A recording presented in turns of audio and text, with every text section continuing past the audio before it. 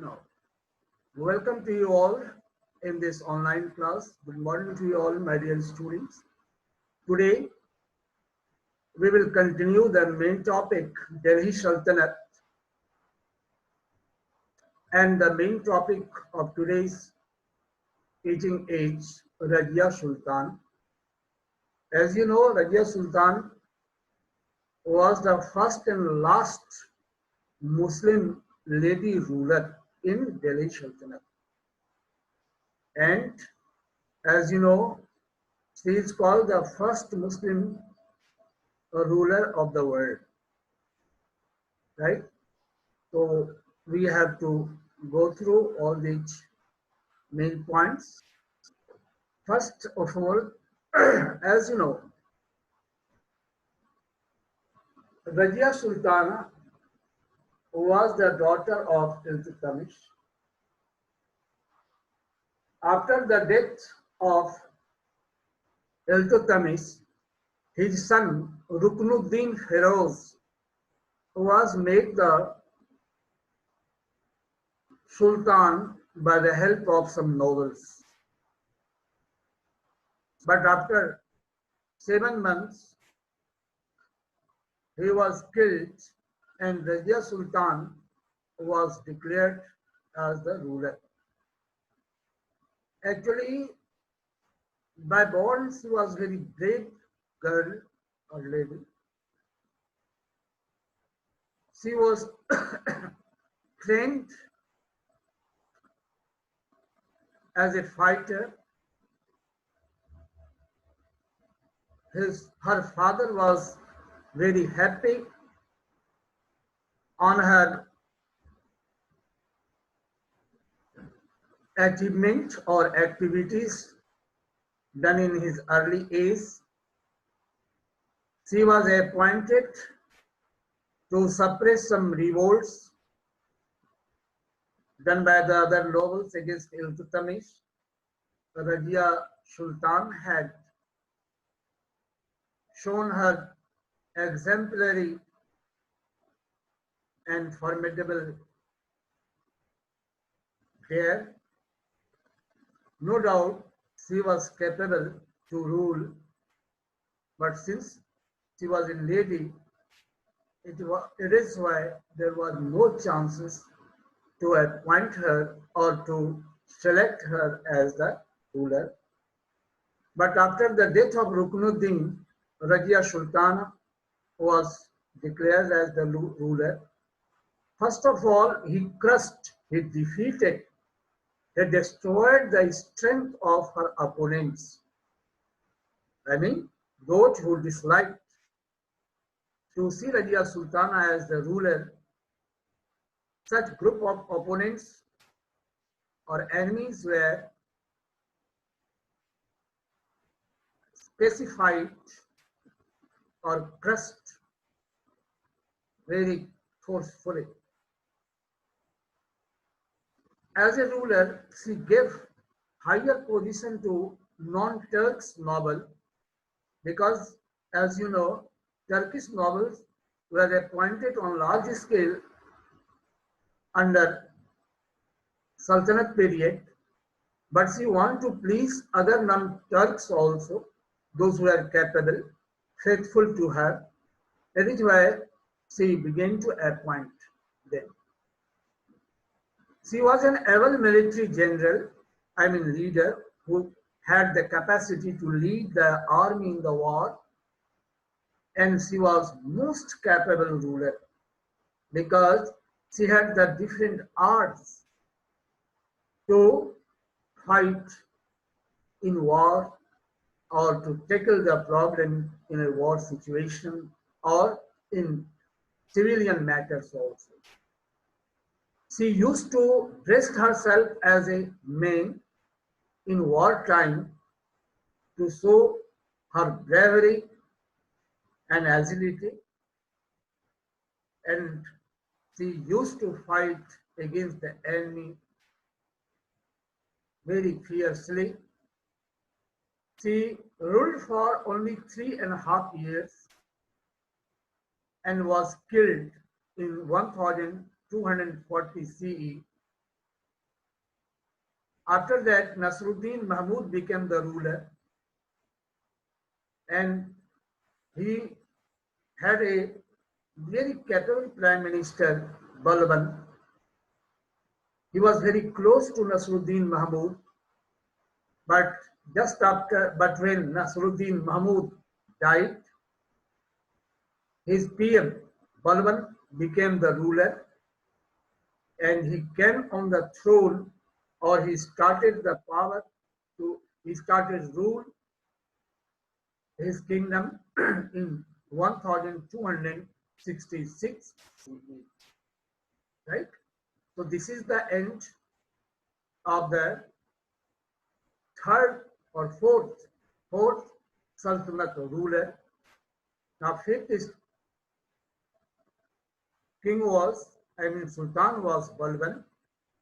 He also earned a name and fame by the dint of his well-established and popular rule among the people. So now in this way, these are the main points about the Rajya Sultana, right? These are the main points. You have to, you see, if you have any problem, you will ask in the open session. Now next is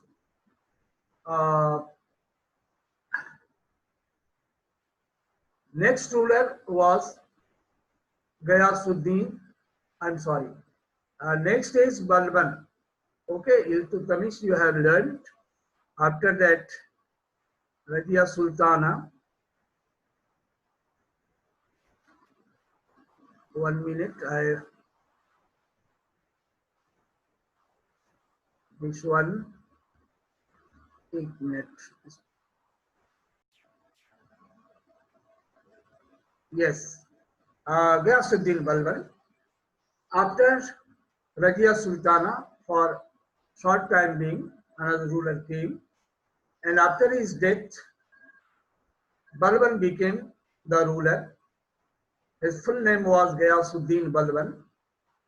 He ruled the country from 1246 CE to 86 CE.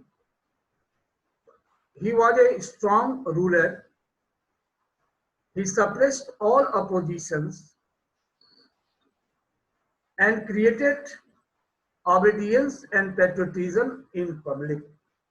What does it mean? First of all, he crushed or defeated all his opponents, right?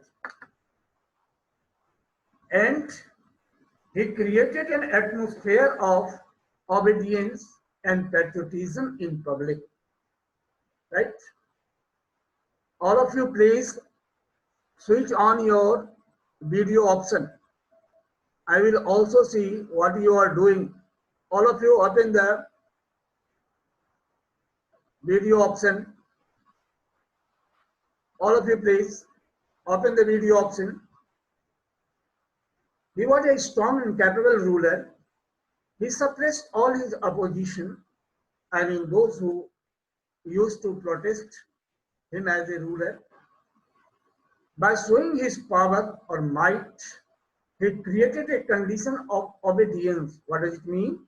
He compelled all the people to obey the instruction given by the ruler. He compelled all the people to obey the rules and regulations implemented by the ruler Balban.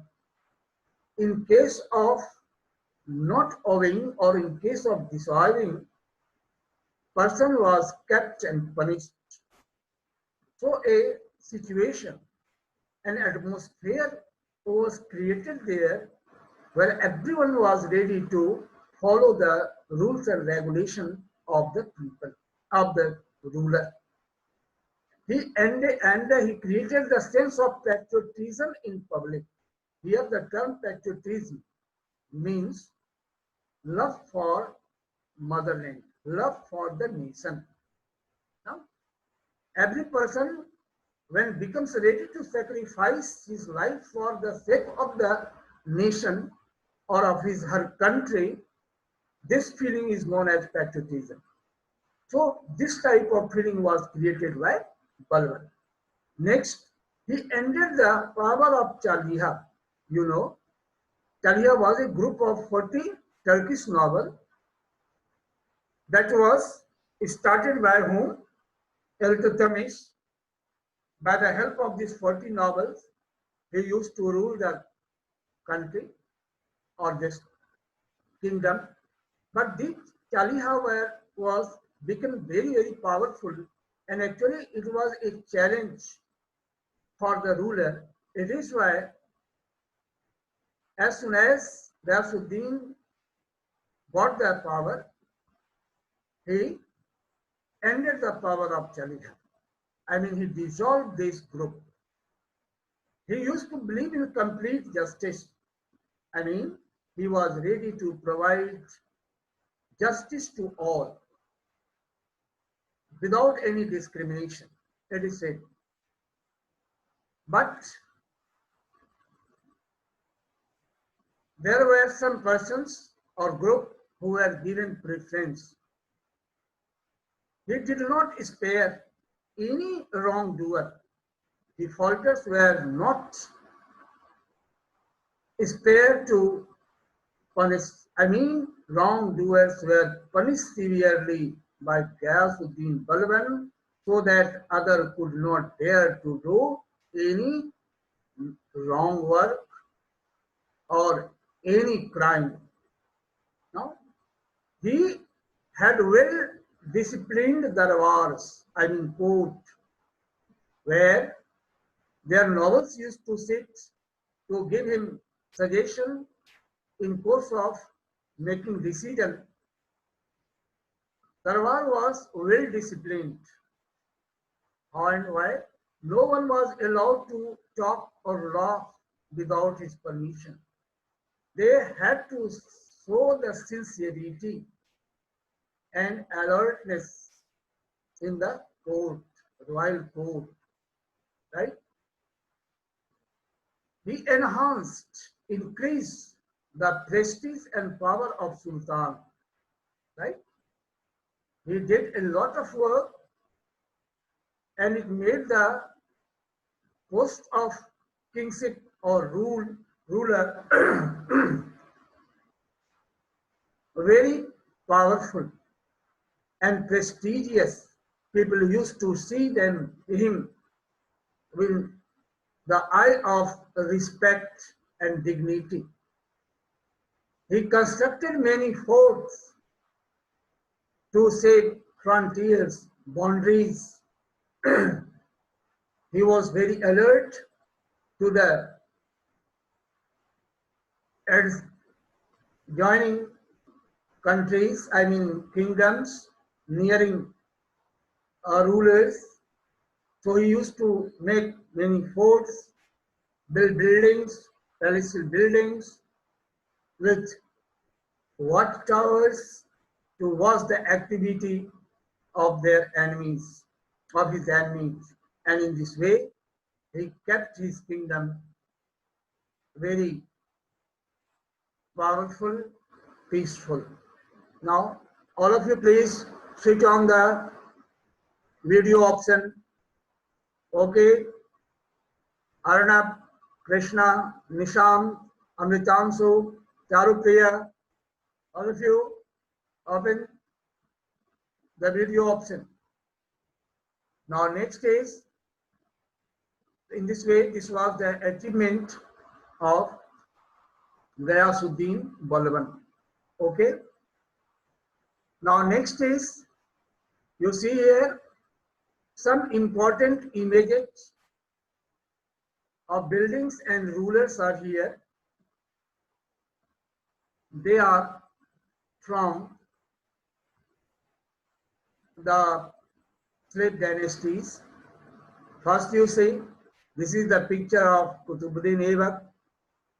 This one is Shamsuddin Iltutmish. Third important ruler, Razia Sultan. fourth Balban, fifth Nasruddin Mahmud. Next is here important monuments of this period. Qutub Minar, built by Iltutmish. It is in Delhi. This is Quad al-Islam, that is just beside the Qutub Minar. It was also built by Qutubuddin Aibak. Next, Dhai Din Ka Jhopra, that is in Ajmer. So in this way, these are the main facts of the Sultanate period, right? Now next you will see here the next one. After that, another fate of kingdom started in Delhi Sultanate, and this dynasty is known as Khalji dynasty. That was from 1209, actually that was from 1219 to 1320, right? That was from 1290 to 1320 CE. Okay. This was a new type of dynasty that came in power after slave dynasty. This is the second dynasty of Delhi Sultanate. Jalaluddin Khalji was the founder of this dynasty. He was the nephew of, he was a ruler who captured the throne at the age of, he was a noble who captured the throne at the age of 17 by murdering the last two successors of Balban. Now, after the death of Balban, his successor came in power. Both the successors were very weak in their power, in efficiency. They were killed by Jalaluddin Khalji, and he captured the power in his hand and became the ruler. And he started a new dynasty, and that is called Khalji dynasty. So in this way, Jalaluddin was the murderer of the two heirs of Balban and the founder of Khalji dynasty. Right? He was the nephew of Alauddin Khalji. He was the nephew of Jalaluddin Khalji. Alauddin Khalji was the nephew of Jalaluddin Khalji. Since Alauddin Khalji was very ambitious, very high ambition was, he was a man of very high ambition. He wanted to be the ruler. It is why he killed his uncle while he was returning from Devgiri by capturing it. On the way, he killed him and became the ruler in 1296. Right? Alauddin Khalji ruled his country with full might. In many regards, he became very, very popular among the people. First of all, we have to learn point-wise about his achievement, right? One by one, we have to learn about his achievement. First, he captured Gujarat, Ranthambore, Chittor, Malwa, Marwar, etc. in north. Right? In North India, he captured these places. So if question comes, name the states or kingdoms which were captured by Alauddin Khilji. Here the names should be given: Gujarat, Ranthambore, Chittor, Malwa, Marwar, etc. in north. And in south also he conquered many kingdoms like Devgiri, Warangal, Madurai, etc. He used to keep well equipped and well trained army. Well equipped means modern means of uh, instruments, I'm sorry, modern means of weapons and other equipments, other required material for war was in sufficient quantity and quality with Alauddin Khilji's army. I mean, Alauddin Khilji army was well equipped. I mean, they are modern uh, and sophisticated weapons in medieval age, not like nowadays days of modern period. His army was well equipped and well trained. They were not novice. They are not untrained. They were very brave warriors.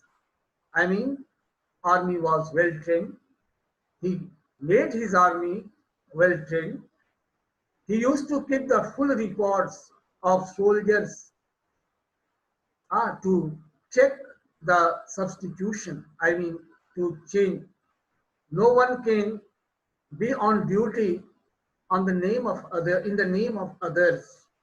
So he used to keep a record, written documents in which the hulia, I mean all identification or address of a soldier was kept, and dog was also given on the horses that was provided to the soldiers on behalf of the ruler, so that they cannot change their horses and of a very less quality things, or the horse could not be substituted or kept in the name of good quality or well-trained horse. So these were the achievement. Next, he used to give salary in cash, and other facilities were also given to the army to please them, so that they could fight with full force on behalf of his ruler. Next, he was against the accumulation of wealth, concentration of wealth in few hands.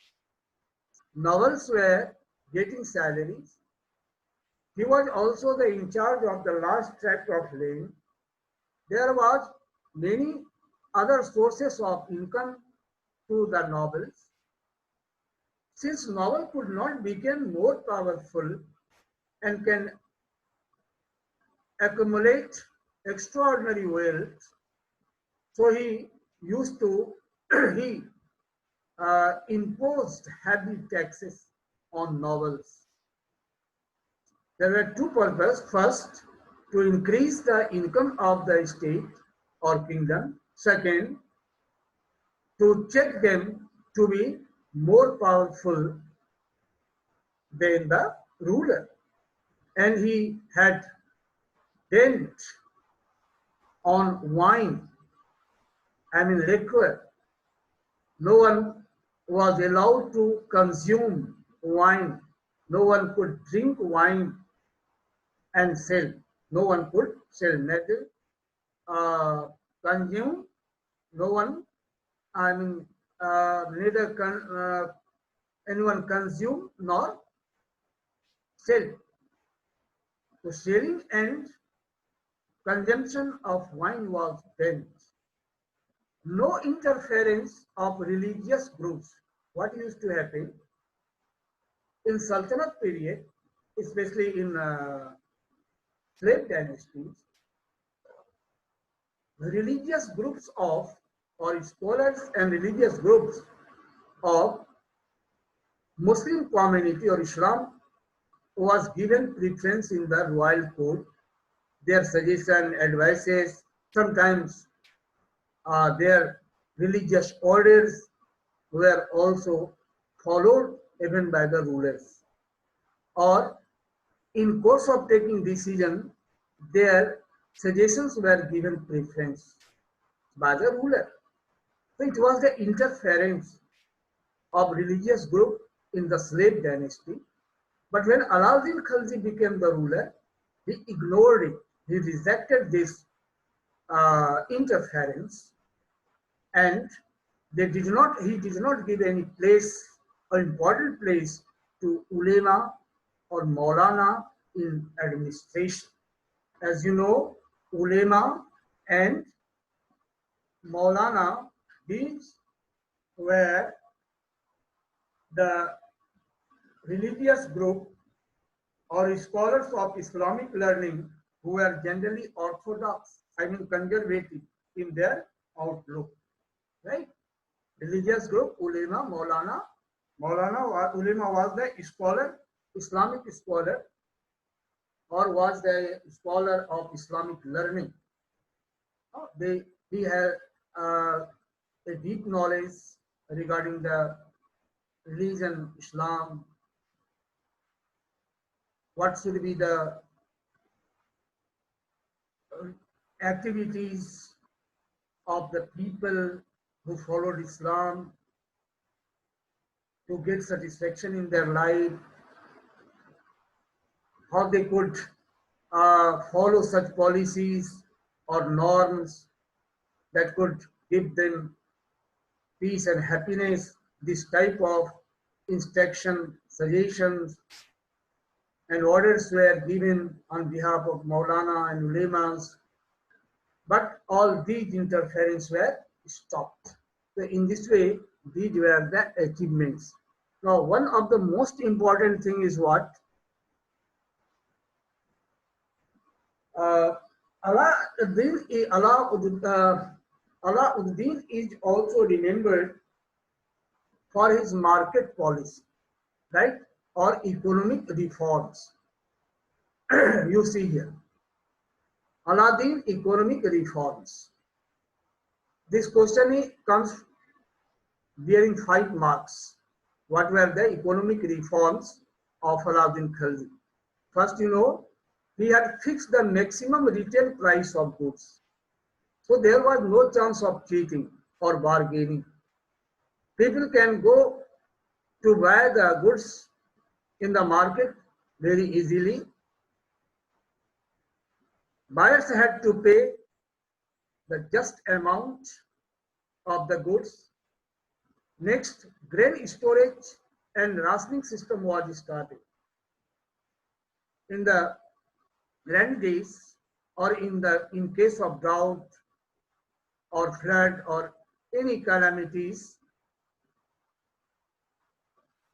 to provide the food grains to the people, he used to store the grains in a storage, and in time it was given to the people, or in the market it was kept so that people can buy.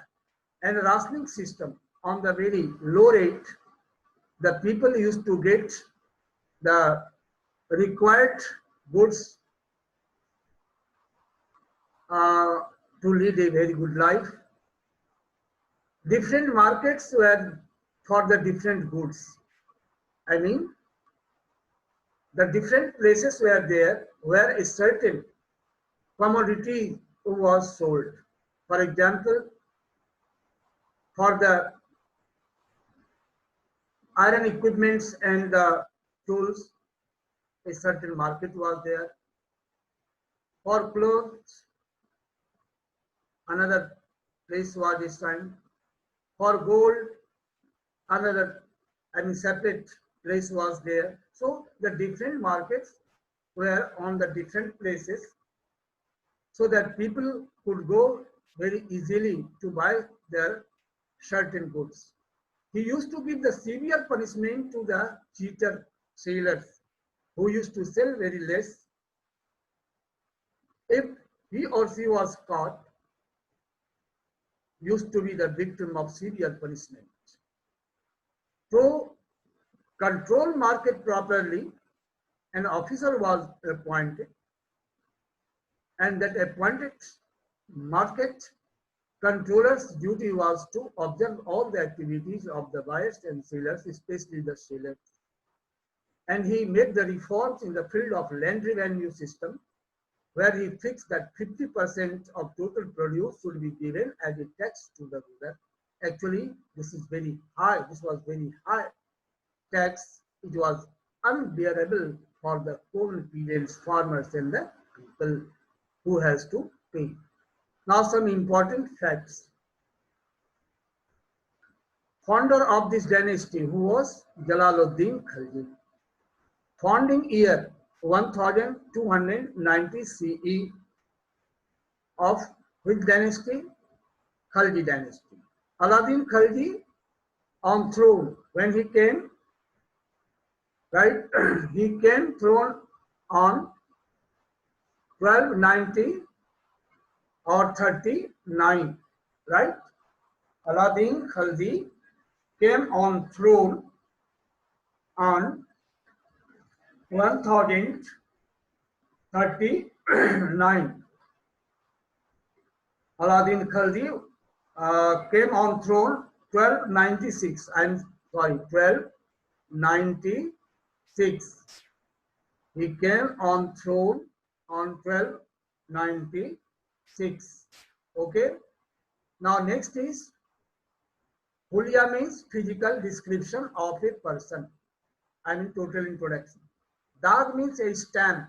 Stamp was given on the body of the house. Ulema, scholar of Islamic learning, who were generally orthodox in their outlook. Jizya, a tax paid by non-Muslim to live in an Islamic state. Actually, this was an unjust rule, but the Hindus had to pay, all the non-Muslims. Those who were Muslim, they had not to pay, but all the non-Muslims had to pay the tax. That was called jizya. Now, in this way, this is the end of this class. Now, I am